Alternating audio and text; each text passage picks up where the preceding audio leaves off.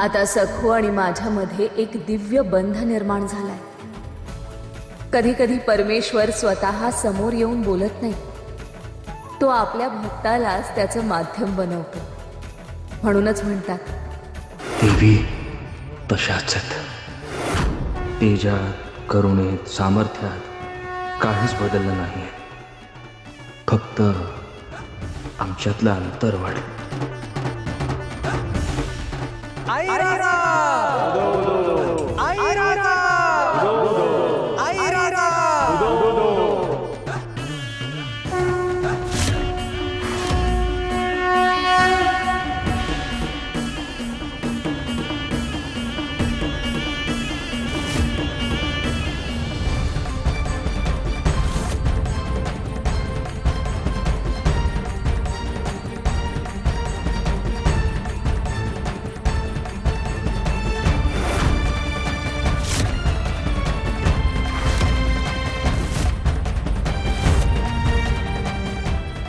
हे स्पंदन, ही जाणीव इतकी ओळखीची का? मनाला आवर घाल तुळजा, हा केवळ भास असू शकतो.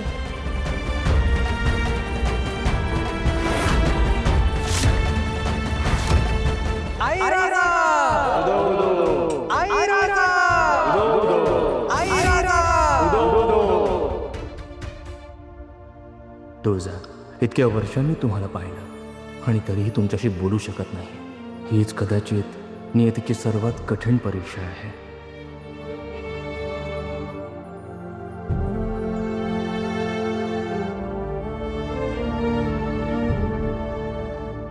सगळ्यांनी स्थानापन्न व्हा. आपण कथेला सुरुवात करूया.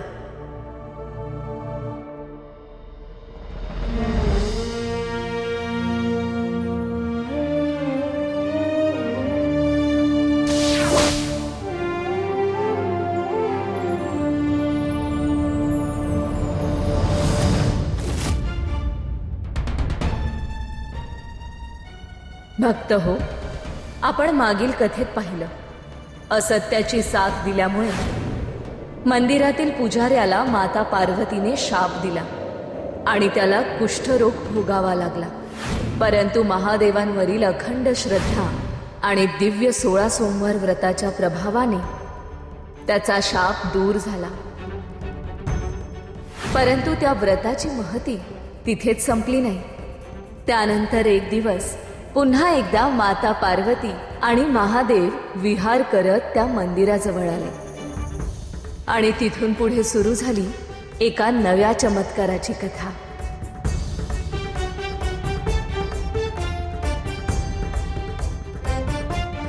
पार्वती मातेने भक्तिभावाने महादेवांची पूजा पूर्ण केली. पूजा संपताच एका पुजाऱ्याने त्यांच्या हातात प्रसाद ठेवला. वर पाहताच पार्वती माता चकित झाल्या. समोर तोच पुजारी उभा होता ज्याला त्यांनी असत्याची साथ दिल्याबद्दल कुष्ठरोगाचा शाप दिला होता. स्वामी, हा शापमुक्त कसा झाला? तुम्हीच याला मुक्त केलत का? पार्वती,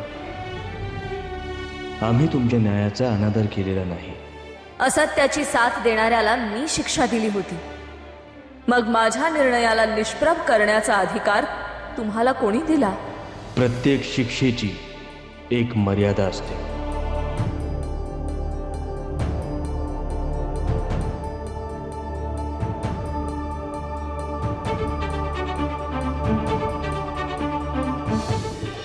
माता पार्वती महादेवांवर रागावल्या, कारण त्यांना जे दिसलं, जे वाटलं ते अर्धसत्य होतं. अर्धसत्य ऐकून क्रोधित होणं हे आपल्यासाठी नवीन नाही देवी. पुजाऱ्याचा कुष्ठरोग महादेवांमुळे दूर झाला होता, परंतु तो त्यांच्या वरदानामुळे नव्हे, तर दिव्य 16 सोमवार व्रताच्या पुण्यफळामुळे.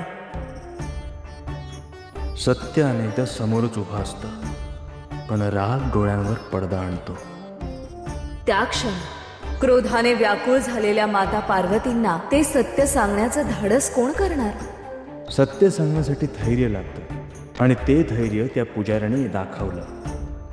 अखेर त्या पुजाऱ्यानेच धैर्य एकवटलं आणि माता पार्वतींसमोर सत्य मांडण्यासाठी तो पुढे आला.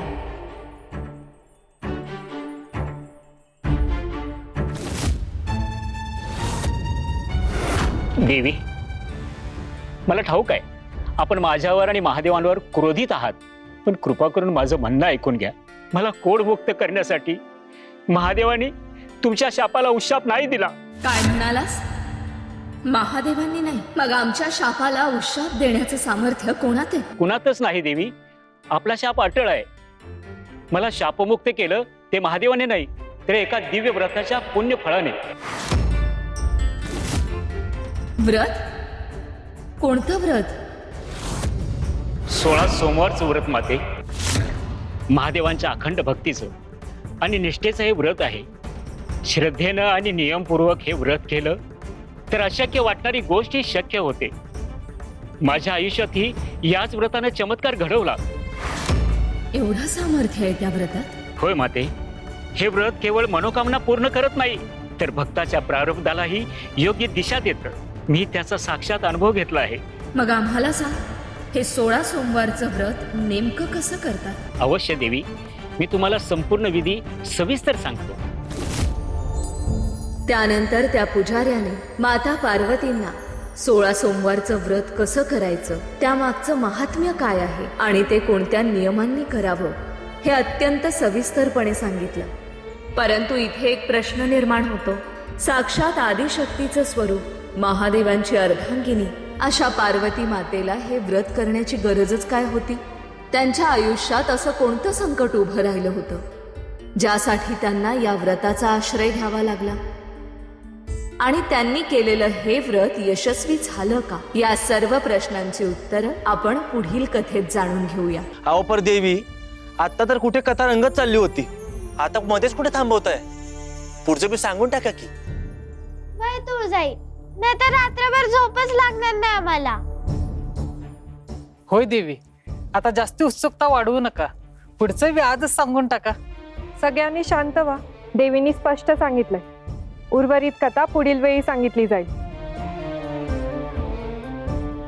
असू दे तामसी, उत्सुकता असणं स्वाभाविक आहे.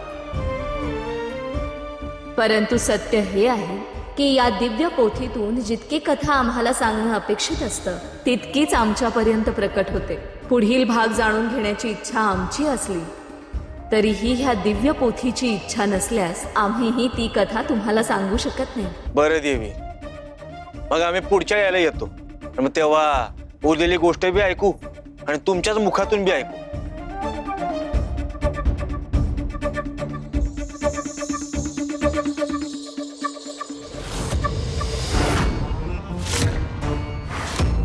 आम्ही तुमची वाट पाहू. आई राजा, उदो उदो, आई राजा. उदो उदो.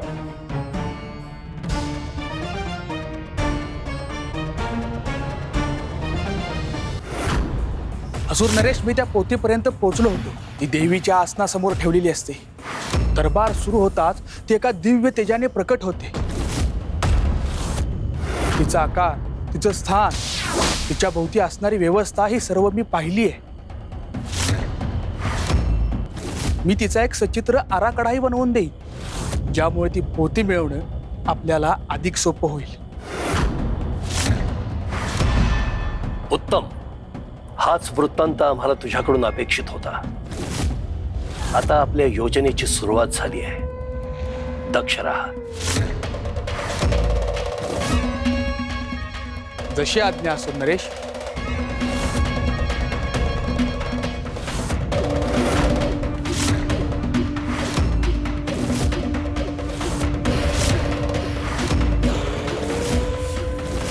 असुर नरेश, म्हणजे नेमकी कोणती पोथी आणि नक्की काय सुरू आहे? आपण कोणती योजना आखत आहात?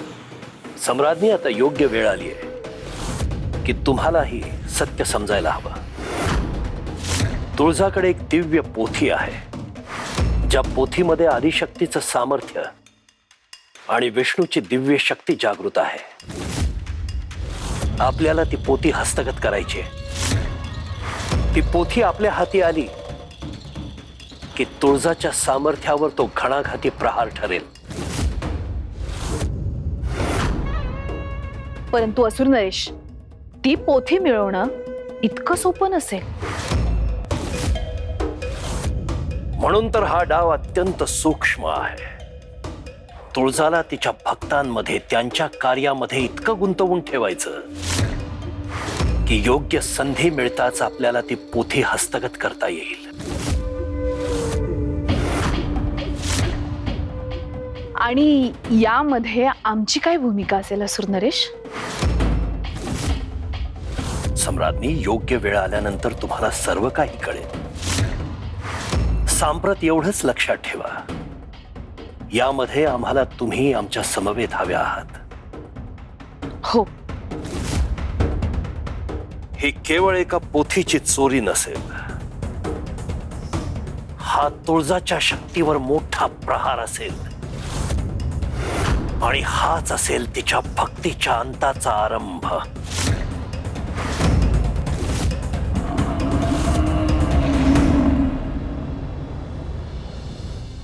वहिनी, हे बघ, उद्याच्या व्रताला लागणारं समद सामान आजच आणलंय. आंब्याची पानं, बेलाची पानं, फुलं, समदाहार, काय बी राहिलेलं नाही आता. धोत्राची आणि रुईची फुलं बी आणलेत. समद 2दा मोजून आणला आहे. उद्या काय बी धावपळ व्हायला नको म्हणून आधीच तयारी करून ठेवली. लई चांगलं केलं. उद्यापासनं खरी भक्ती सुरू होणार. उषा, ह्यो तुझा पहिला सोमवार आहे आणि उद्यापासनं तुझ्या नव्या प्रवासाची सुरुवात बी होणार आहे. फक्त तुळजाईवर मनापासून विश्वास ठेव. बाकी तिचं ती बघीलच की. वय ना बी तसंच करणार आहे. अगदी मन लावून व्रत करीन बघ. बर, ये मी ठेवते.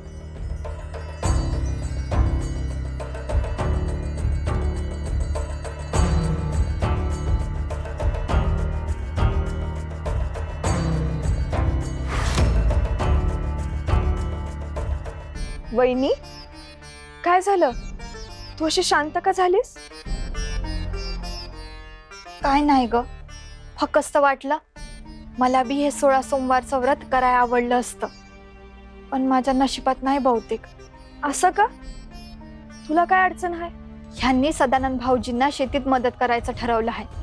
त्यामुळं घरची कामं, शेतीची कामं समधी माझ्यावर येते. त्यामुळं उपवास, पूजा, नियम एवढा वेळच मिळत नाही. पण एक गोष्ट आहे, तुळजाईनं आपल्या घराला जो बीज मंत्र दिला आहे तो काम करता करता मी सतत म्हणत असते. हेच तर खरं आहे. देवाचं मनन, देवाचं चिंतन ह्यो बी भक्तीचाच मार्ग आहे. फक्त भक्ती व्रताने होत नाही. मन देवात रमलं हीच खरी पूजा होते. वय ग, पण काहीतरी मनात राहून जात आहे. एवढा पवित्र चातुर्मास, पण त्याचं पुण्य मला मिळवता येत नाही.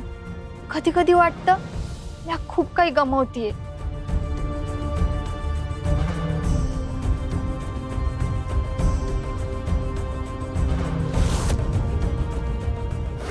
अगदी योग्य म्हणालीस सखू.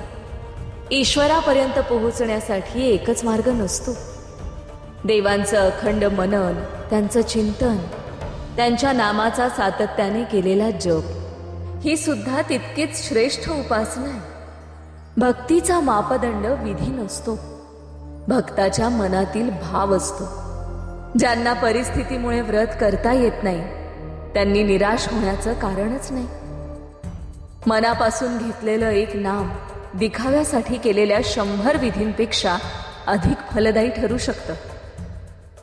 भक्तीमध्ये सातत्य असेल तर कृपा आपोआप प्राप्त होते. परंतु ही गोष्ट सुरेखालाही समजायला हवी आणि तिच्यापर्यंत हे ज्ञान पोहोचण्याची वेळ आता आली आहे.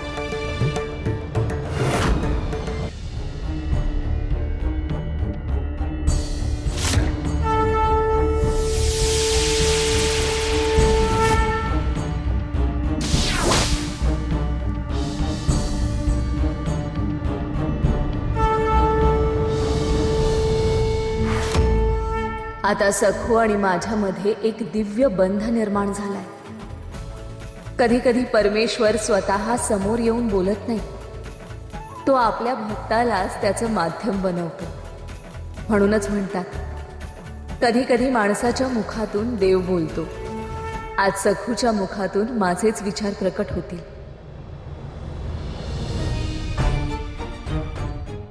जाऊ बाई, उदास होऊ नकास. मी तुला एक गोष्ट सांगते. माझे बाबा बी देवाचे लय मोठे भक्त होते, पण त्यांना कधी देवापुढे दिवा लावायला बी येळ मिळाला नाही. मी तेव्हा लहान होते म्हणून मला काही समजायचंच नाही. गावातले लोक मंदिरात जायचे, व्रत करायचे, पूजा करायचे, आणि माझे बाबा मात्र दिवसभर शेतात राबायचे. मग मी त्यांना एकदा विचारलं, तुम्ही देवाचे भक्त म्हणता, मग कधी पूजा का करत नाही? मग त्यांनी मला एक गोष्ट सांगितली. विष्णूच्या सर्वश्रेष्ठ भक्ताची, नारद मुनींची. नारद मुनींना वाटायचं मी हा त्यांचा सगळ्यात मोठा भक्त आहे. अभिमान नव्हे, त्यांना त्या भक्तीचा गर्व झाला होता.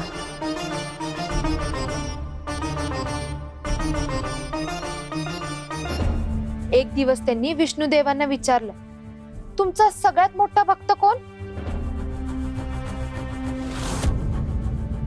विष्णूंनी त्यांना एका साध्या शेतकऱ्याकडे बोट दाखवलं. नारदांनी बघितलं. नारद म्हणाले, ह्यो तर शेतात राबतो, ह्यो कधी व्रत करत नाही, मोठ्या पूजा करत नाही, मंदिरात बी जात नाही. ह्यो कसला भक्त? मी तर सतत त्यांचं नाव घेत असतो. विष्णू फक्त स्मितहास्य करत राहिले. मग त्यांनी नारदांच्या हातात तेलानं काठोकाठ भरलेला घडा दिला आणि म्हणाले, हा घडा घेऊन पृथ्वीची प्रदक्षिणा पूर्ण करून ये, पण एकही थेंब सांडता कामा नये. नारद म्हणाले, इतकंच? हे तर काम फार सोपं आहे. पण प्रदक्षिणा सुरू होताच त्यांना त्या घड्याकडेच लक्ष द्यावं लागलं. प्रत्येक पाऊल जपून टाकावं लागत होतं, कारण एका क्षणाची चूक आणि सगळं तेल सांडलं असतं.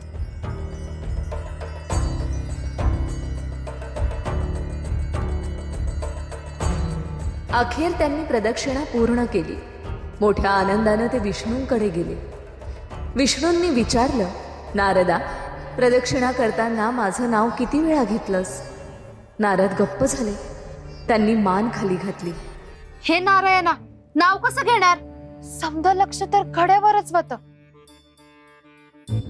तेव्हा विष्णू म्हणाले, तो शेतकरी दिवसभर कष्ट करतो, संसाराची जबाबदारी पार पाडतो, पण घराबाहेर पडताना एकदा आणि घरी परतल्यावर एकदा संपूर्ण भक्तिभावाने माझं स्मरण करतो.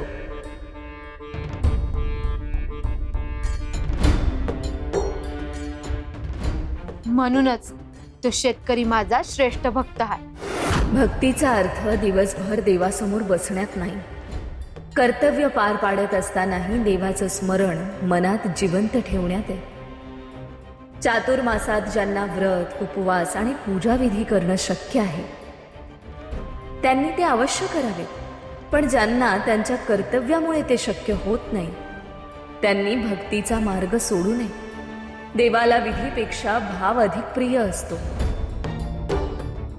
चातुर्मास यो भक्तीचा काळ आहे, पर भक्ती कुठल्या वाटेनं करता हे नाही, यापेक्षा ती मनापासून करत राहता हे महत्वाचं आहे.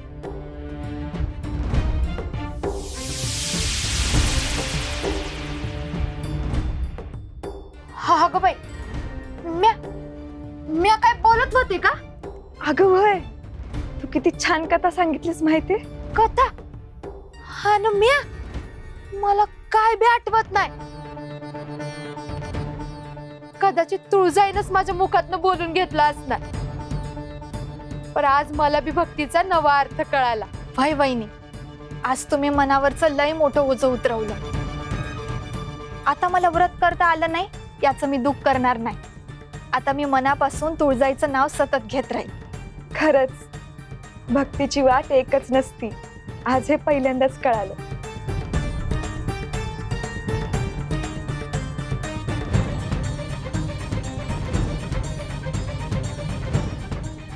तुळजाई, आमची भक्ती अशीच कायम ठेव. हाय राजा उदो उदो, हाय राजा उदो उदो. भक्तीचा मार्ग कधीच एका विधीपुरता मर्यादित नसतो. जो मनापासून माझं स्मरण करतो तो माझ्यापर्यंत नक्की पोहोचतो.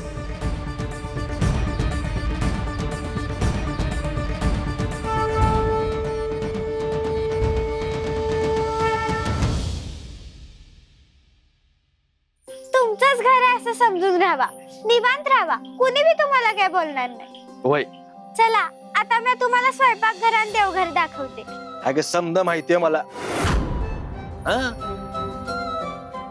इकडे देवघर, तिकडे चूल, माग अंगण, त्याच्या पल्याड विहीर, त्याच्या बाजूला गोठा, त्याच्या उजव्या हाताला धान्याची कोठारा, डाव्या हाताला सरपणाची जागा आणि मागच्या खोलीत जुन्या आटगळीच्या वस्तू ठेवल्यात. हेच ना? पण हे कसं माहित तुम्हाला? अगं ते काम आहे ना माझं. कसलं? घर बांधायचं. हा, घर बांधायचं काम आहे माझं. म्हणजे कसं आहे, एकदा का आम्ही बाहेरून घर बघितलं की आम्हाला अंदाजानच कळतं की ते आतून कसं असेल. बर, तुम्ही म्हणताय म्हणलं ते अगदी खरं आहे. तुम्ही आता आराम करा, मी जाते. वय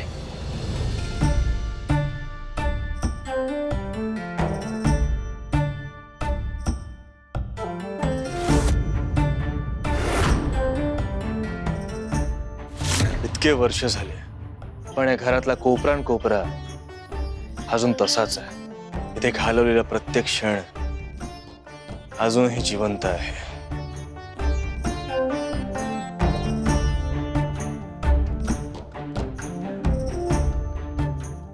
आज कित्येक दिवसांनी आम्ही आमच्या तुळजाला पाहिलं. त्यांच्या चेहऱ्यावरचं ते तेज, भक्तांसाठीची असलेली तळमळ आणि स्वतःच्या वेदना लपून करत असलेलं कार्य, एकीकडे सर्वसामान्य माणसांसाठी त्या स्वतःला किती झोकून देत आहेत आणि दुसरीकडे ते असुर त्यांच्या प्रत्येक कार्यात विघ्न आणण्यासाठी नवनवीन डाव रचत आहेत.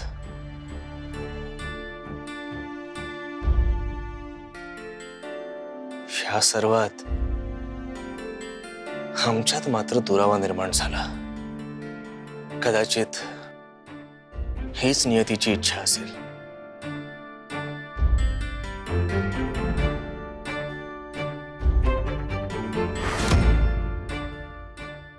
परंतु आता पुरे. आम्ही देवींपासून आणखी दूर राहणार नाही. आम्ही उद्याच जाऊन देवींना भेटू, त्यांना सगळं काही सत्य सांगू आणि त्यांच्या या प्रवासात खंबीरपणे त्यांच्या पाठीशी उभे राहू. यावेळी आम्हाला कोणीही रोखू शकणार नाही.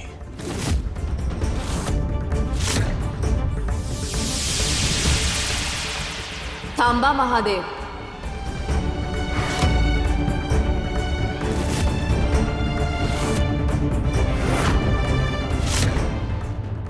अजून तो क्षण आलेला नाही.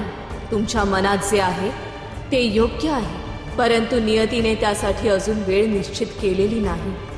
परंतु तुमच्या या संकेताचा नेमका अर्थ काय आदिशक्ती?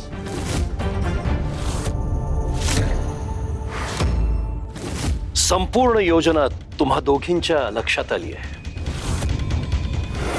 चातुर्मासाच्या कार्याचं दायित्व यंदा तुळजावर आहे आणि तुळजाकडे ती पोथी आहे.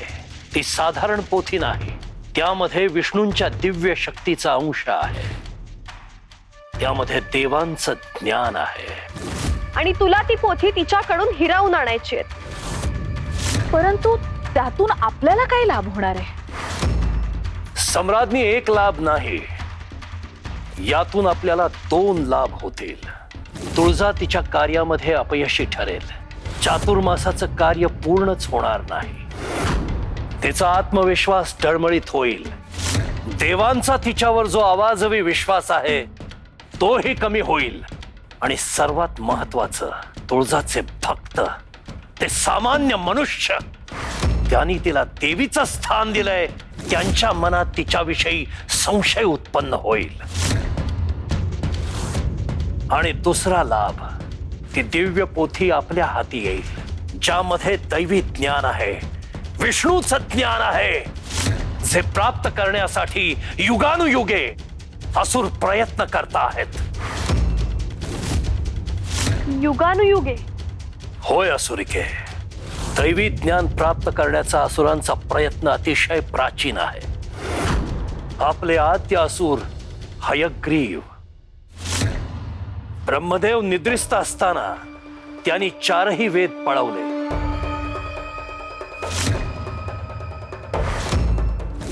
असुरांच्या विजयाची पहाट तेव्हाच होईल असं वाटलं होतं. संपूर्ण त्रैलोक्यावर अंधकाराचं साम्राज्य पसरलं होतं. पण विष्णूंनी मत्स्यावतार धारण केला आणि ते वेद पुन्हा मिळवले. त्यानंतर मधु आणि कैटभ या 2 असुरांनी पुन्हा प्रयत्न केला. त्यांनी 4ही वेद पळवले आणि समुद्राच्या तळाशी नेऊन ठेवले.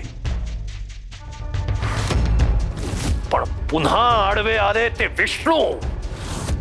त्यांनी हयग्रीव अवतार धारण केला आणि ते वेद असुरांकडून हिरावून घेतले.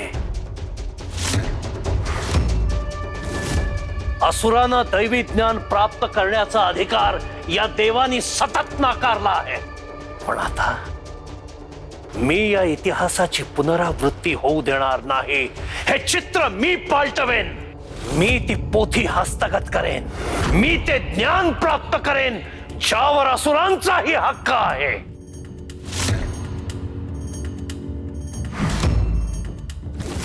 मागच्या वेळी मी अपयशी ठरले, पण यावेळी तसं होणार नाही. दादा, हे कार्य मला दे. मी ती पोथी घेऊन येईन. नाही, ते कार्य आम्ही करू. असुर नरेश, तुळजाच्या महालात शिरून ती पोथी आणणं आमच्यासाठी अधिक सोपं ठरेल. तेव्हा हे कार्य आम्ही करू. तुम्ही दोघींनीही जाण्याची आवश्यकता नाही. या कार्यासाठी आम्ही कुणाची तरी निवड आधीच केली आहे. कोण आहे ती व्यक्ती?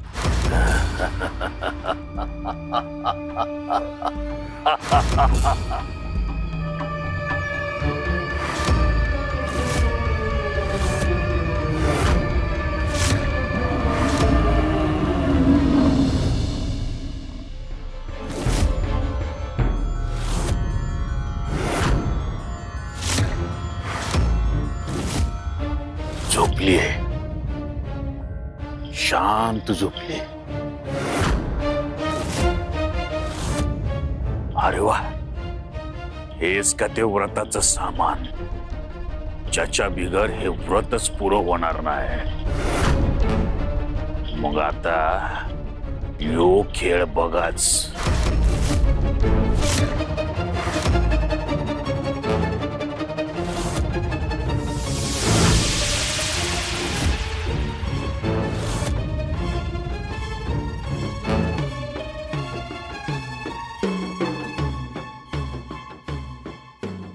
झालं.